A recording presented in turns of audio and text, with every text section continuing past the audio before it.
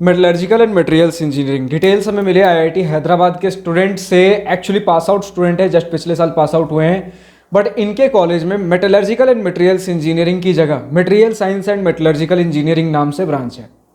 तो जानने को हमें ये मिला है कि भले ही नाम या तो सिर्फ मटेरियल साइंस के नाम से हो किसी कॉलेज में ब्रांच, किसी में सिर्फ मेटलर्जिकल इंजीनियरिंग मेटलर्जी के नाम से हो, बट ज़्यादातर कॉलेजेस में, और चाहे तो material science and metallurgical engineering हो, चाहे किसी में मेटलर्जिकल एंड मटेरियल इंजीनियरिंग हो, मुद्दे की बात यह है कि चाहे सिर्फ मटेरियल्स हो उसके अंदर मेटलर्जी भी कहीं ना कहीं हद तक पढ़ाया जाता है, या फिर सिर्फ मेटलर्जी हो कहीं ना कहीं हद तक मटेरियल साइंस भी पढ़ाया जाता है। तो नाम अनेक हो सकते हैं, चीजें अंदर में वही हैं, बट ये दोनों पार्ट्स मटेरियल साइंस और मेटलर्जी के अंदर चीजें अलग अलग होती है। कहने का मतलब मटेरियल साइंस के अंदर कुछ अलग टाइप के सब्जेक्ट्स आते हैं और मेटलर्जी के अंदर अलग टाइप ऑफ सब्जेक्ट्स आते हैं। बट ब्रांच चाहे कोई सा भी हो, दोनों ही पार्ट्स ऑफ कॉम्बिनेशन में लगभग हर तरीके के कॉलेज में पढ़ रहे होंगे अगर इससे रिलेटेड आपके कॉलेज में ब्रांच है। और आमतौर पर आपको एमएमई नाम से मिलेगा, मेटलर्जिकल एंड मटेरियल्स इंजीनियरिंग नाम से ही। उम्मीद करता हूं कुछ थोड़ा बहुत समझ में आया होगा। तब समझो मटेरियल साइंस के अंदर आपका एटॉमिक लेवल पे चीजें पढ़ते हो, एटम के स्ट्रक्चर्स क्या हो गए, इस तरीके की चीजें एटॉमिक लेवल पे, माइक्रोस्कोपिक लेवल पे चीजें पढ़ते हो। फिर जब इसके मैक्रोस्कोपिक लेवल पे जाते हैं, इसके एप्लीकेशंस के ऊपर जाते हो और एक्सट्रैक्शन प्रोसेसिंग के ऊपर जाते हैं, यहां पर आप आ जाते हो अपने मेटलर्जी के ऊपर। जब हम बात करते हैं मटेरियल साइंस, तो इनके कंपनीज इंडिया में बहुत ज्यादा नहीं, थोड़े रिसर्च ओरिएंटेड चीजें मटेरियल साइंस के अंदर ज्यादा हो जाती हैं, क्योंकि हम एटॉमिक लेवल पे, माइक्रोस्कोपिक लेवल पे चले गए। इंडिया में सीधा बैचलर्स के बाद अगर मटेरियल साइंस के फील्ड में जाना चाहते हो आगे, तो बहुत ज्यादा स्कोप नहीं है इंडिया के अंदर। लेकिन अगर आप मास्टर्स कर लेते हो देन पैकेजेस हैं, और आउटसाइड इंडिया हमें बहुत ज़्यादा इसके स्कोप देखने को मिले, लेकिन वो मास्टर्स के बाद। बैचलर्स में भी थोड़े बहुत मिलेंगे, लेकिन ज़्यादातर स्कोप आपके मास्टर्स के बाद है, और उस समय भी 20-25 LPA के आसपास का पैकेजेस हैं। लेकिन अगर बात कर लो भैया मेटलर्जी वाले कुछ अगर कंपनी में जाना हो, तो उसके लिए स्टील सेक्टर आपका सबसे ज़्यादा आज की डेट में फेवरेबल ऑप्शन माना जाता है। प्राइवेट सेक्टर में जाना हो, जैसे आपके पास हो गया टाटा स्टील हो गया आपके पास, फिर अगर ले लो JSW हो गया, वेदांता हो गया, हिंडाल्को हो गया, तो ये सारे आपके पास स्टील सेक्टर के अंदर के कुछ कंपनीज बोल सकते हो। कहीं ना कहीं एरोस्पेस में भी थोड़ा देख सकते हो।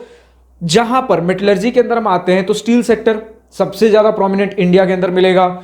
नहीं तो कुछ अगर एक बेसिक टर्म्स में समझो तो कैसे आप अलग अलग अलॉयज बना सकते हो, डिफरेंट मटेरियल्स आप किस चीज के लिए कैसे चूज करोगे, और मटेरियल प्रॉपर्टीज कैसे वैरी करोगे, ताकि हम किसी एक पर्टिकुलर ऑब्जेक्ट को, अप्लायंस को, एप्लीकेशन बनाने के लिए कुछ कौन सा मटेरियल हम यूज कर सकते हैं। अगर कुछ एग्जिस्टिंग मटेरियल नहीं है, इसके लिए कुछ दूसरी प्रॉपर्टी की जरूरत है, तो हम कैसे कुछ एग्जिस्टिंग मटेरियल को यूज करके एक नया अलॉय बना सकते हैं। इस प्रकार की चीजें ज्यादा होती हैं, लेकिन ग्राउंड लेवल पे इंडिया में ज्यादातर जॉब स्टील सेक्टर के अंदर आपको देखने को मिलेंगे। इंडिया में बैचलर्स के बाद मेटलर्जी वाले जॉब्स ज्यादा इजी टू फाइंड है कंपेयर अगर हम कर ले अपने मटेरियल साइंस से। लेकिन स्टूडेंट्स ने हमें बताया कि मटेरियल साइंस स्टूडेंट्स कह लो, या फिर वो जो हमारे पास आउट स्टूडेंट थे जिनसे हमारी बातें हुई आईआईटी हैदराबाद के, उनका कहना है कि मटेरियल साइंस आपका थोड़ा इंटरडिसिप्लिनरी हो सकता है। आप फिजिक्स, बायोटेक्नोलॉजी, अलग अलग एप्लीकेशंस के साथ मिलकर इनके ऊपर काम कर सकते हो। रिसर्च बेस्ड चीजें ज्यादा होती हैं। मास्टर्स कर लो, उसके बाद पैकेजेस इनमें ज्यादा बेटर है। और अगर मेटलर्जी की तरफ अगर जाते हो, हालांकि मैंने बोला कि चाहे आपके कॉलेज में मटेरियल साइंस नाम से ब्रांच हो, मेटलर्जी नाम से ब्रांच हो, मेटलर्जिकल एंड मटेरियल इंजीनियरिंग नाम से हो, मिक्स ऑफ दोनों की चीजें आप पढ़ रहे होंगे कहीं ना कहीं। लेकिन अगर एक मटेरियल साइंस, मैंने कहा कि इसके अंदर जो सिलेबस चैप्टर्स है ये थोड़े अलग टाइप के होते हैं, मेटलर्जी के अंदर थोड़े अलग होते हैं। तो किसी एक डायरेक्शन में अगर जाना चाहते हो तो मटेरियल साइंस के लिए आपका थोड़ा मास्टर्स वगैरह कर लो तो पैकेजेस बढ़िया है। फॉरेन वगैरह में भी आपको देखने को मिल जाएगा। इंडिया में चीजें अभी धीरे धीरे डेवलप हो रही हैं रिसर्च लेवल पे। वही हमारे स्टील सेक्टर वाले भी कुछ हैं जो अपने R&D के ऊपर फोकस करते हैं, तो वो थोड़े बहुत जॉब्स दे देंगे, लेकिन फॉरेन में थोड़े जॉब स्कोप्स हैं हमारे पास। लेकिन मेटलर्जी के अंदर इंडिया में जॉब्स मिलेंगे बैचलर्स के बाद, बट पैकेजेस थोड़े कम होंगे। लाइक अगर आप IIT से करते हो तो 10-20 LPA के बीच में मिल जाता है। अगर NIT से करते हो 10-12 LPA, यहाँ भी आपको टाटा स्टील, जिंदल वगैरह में, JSW वगैरह में आपको देखने को मिल जाएगा। वेदांता आती है 14 LPA के आसपास, इनका एवरेज जो रहता है मैक्सिमम मेजर इंजीनियरिंग कॉलेजेस में 14 LPA के आसपास का पैकेज देकर जाती हैं। फिर इसके साथ अगर आप बात कर लो गवर्नमेंट सेक्टर में जाना, तो PSUs अच्छे खासे, मतलब PSUs के अंदर आपको अच्छी हायरिंग देखने को मिलेगी, लेकिन कंपटीशन थोड़ा बढ़ जाता है। तो उस हिसाब से गेट का एग्जाम देके PSUs में, या फिर अगर नॉर्मल NIT से पढ़े हो या फिर किसी और लोअर इंजीनियरिंग कॉलेज से, तो आप थोड़ा और बेटर गेट के एग्जाम में मतलब स्कोर करके थोड़ा और बेटर ऑप्शन से, जैसे IITs वगैरह से MTech कर सकते हो। ये आपके पास एक स्कोप है। वरना गवर्नमेंट सेक्टर में भी चलो तो इसरो, DRDO, IOCL, बार्क वगैरह, इनमें भी वैकेंसीज हमें देखने को मिलती हैं। आपके पास अगर मेटलर्जिकल इंजीनियरिंग के तौर पे अगर मेटलर्जिकल इंजीनियर के तौर पे अगर आपको जाना हो तो, बट वही कंपटीशन थोड़ा हाई रहता है, तो इस हिसाब से सोचकर चल सकते हो। लेकिन अगर मेजर इंजीनियरिंग कॉलेजेस की बात कर ले, जैसे आईआईटीज वगैरह में, तो सिनेरियो में यही मिला भैया कि कुछ स्टूडेंट्स जो अपने कोर सेक्टर में इंटरेस्टेड है, कोर सेक्टर में जॉब्स लेकर चले जाते हैं, लेकिन जिन्हें पैसे वैसे ज़्यादा चाहिए, तो बहुत सारी कंपनीज ऐसी होती है जो रेस्ट्रिक्शंस आईआईटीज में नहीं लगाती हैं कि हम सिर्फ कंप्यूटर साइंस, इलेक्ट्रिकल, इलेक्ट्रॉनिक्स वाले बंदे को अलाउ करेंगे। ये कोर सेक्टर को भी जो कंपनीज अलाउ कर देती है, पैकेजेस आईटी सेक्टर में, मतलब आईआईटीज के अंदर, टॉप आईआईटीज में जब आपकी आईटी सेक्टर की कंपनीज आती हैं, तो इनके पास ब्रांच रेस्ट्रिक्शंस थोड़े कम होते हैं। तो मेटलर्जी वाले स्टूडेंट्स भी थोड़े आईटी सेक्टर की तरफ, थोड़े डेटा एनालिस्ट की तरफ इधर मूव कर जाते हैं थोड़े बहुत।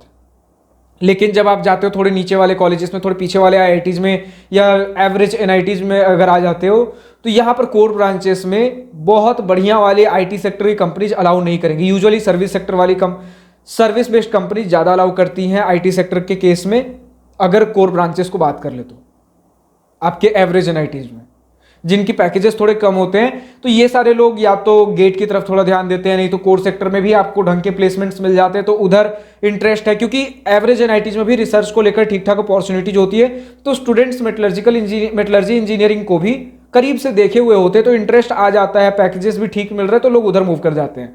बट अगर आप बात कर लो थोड़े टियर 3 इंजीनियरिंग कॉलेजेस में, अगर आप चले जाओ private engineering colleges, state government engineering colleges, तो यहाँ पर स्टडी क्वालिटी कह सकते हो, लैब्स, इक्विपमेंट्स कह सकते हो, थोड़े आउटडेटेड होते हैं। इनफैक्ट बहुत सारे ऐसे कॉलेजेस में आपको मेटलर्जी देखने को भी नहीं मिलेगा। मेटलर्जी यूजुअली आमतौर पे टियर 1-2 इंस्टीट्यूट्स में मिलता है, वरना टियर 3 में बहुत कम केसेस में मिलेगा। और जिनमें मिल रहा है वहां पर टियर 3 में आपके पास मेटलर्जी सजेस्टेड तब तक नहीं है जब तक आपको बहुत ज्यादा इंटरेस्ट ना हो ब्रांच के अंदर और आपको ढंग के कॉलेजेस ना मिल रहे हो। अगर आपको ढंग के कॉलेजेस नहीं मिल रहे और बहुत ज्यादा इंटरेस्ट है, बस किसी कॉलेज से मेटलर्जी करना ही है, देन आप उस केस में टियर 3 से कर सकते हो। आप गेट वेट का प्रिपरेशन करके कुछ एमटेक वगैरह देख सकते हो, पीएसयूज वगैरह देख सकते हो, वरना फिर प्लेसमेंट्स ऑफ कैंपस देख सकते हो, अगर आपके कॉलेज में प्लेसमेंट्स के लिए कंपनीज मेटलर्जी कोर डिपार्टमेंट के अंदर नहीं आती हैं तो। क्योंकि टियर 3 में यूजुअली मेटलर्जी के अंदर ज्यादा आपको कोर डिपार्टमेंट से प्लेसमेंट नहीं मिलेगा। आईटी सेक्टर वाली कंपनीज आपको ज्यादा देखने को मिलेंगी। आईटी सेक्टर, सर्विस बेस्ड वाली जो कंपनीज हो गई, या फिर डेटा एनालिटिक्स, इस प्रकार का माहौल रहता है। उम्मीद करता हूं आपको चीजें समझ आई होंगी कि हमारे डेटा एनालिटिक्स बोल रहा हूं, material science and metallurgical engineering में किस प्रकार का माहौल रहता है, क्या रहता है। तो यही है कि जब तक स्टील सेक्टर है, मेटलर्जी वाला साइड जिंदा है इंडिया में मेजर तौर पे। और बहुत से डिपार्टमेंट्स होते हैं जहां पर मेटलर्जिकल इंजीनियरिंग की जरूरत है, इंजीनियर्स की जरूरत है, लेकिन मेजर तौर पे जहां पर वैकेंसीज ज्यादा आती है इंडिया में स्टील सेक्टर में आती है, एक मेटलर्जिकल इंजीनियर के लिए। और मटेरियल साइंस अभी धीरे धीरे बूमिंग इंडस्ट्री, जैसे रिसर्च एंड डेवलपमेंट इंडिया में और बूम करेगा, ग्रो होगा अगले 10 साल में, वैसे मटेरियल साइंस का भी स्कोप बढ़ना बाकी है। फिलहाल आज के इस वीडियो में इतना ही था। कमेंट सेक्शन में लिखकर बताइए और किस पर्टिकुलर ब्रांच का आपको इस प्रकार का वीडियो चाहिए। नहीं तो अगर भैया इंजीनियरिंग कॉलेज एडमिशन सिलेक्शन में दिक्कत आ रही है, समझ में नहीं आ रहा, मुझे आपके साथ बैठकर 1-on-1 Google meet video call पे चीजें डिस्कस करनी है, जाननी है, समझनी है, पूछनी है, तो आप हमारे दिवास्त्रा स्टूडेंट काउंसलिंग के लिए एनरोल कर सकते हो, रजिस्टर कर सकते हो। लिंक नीचे डिस्क्रिप्शन में दिया गया है। फिलहाल आज की इस वीडियो में इतना ही। अगर वीडियो पसंद आया हो तो लाइक, शेयर, सब्सक्राइब दिल खोल करिएगा। और अगर कुछ दिल की बातें, कुछ मन की बातें लिखकर बतानी या पूछनी हो तो कमेंट सेक्शन आप ही के लिए तो है। Thank you for watching this video. Good bye, nice day, wish you all the best for future, enjoy journey.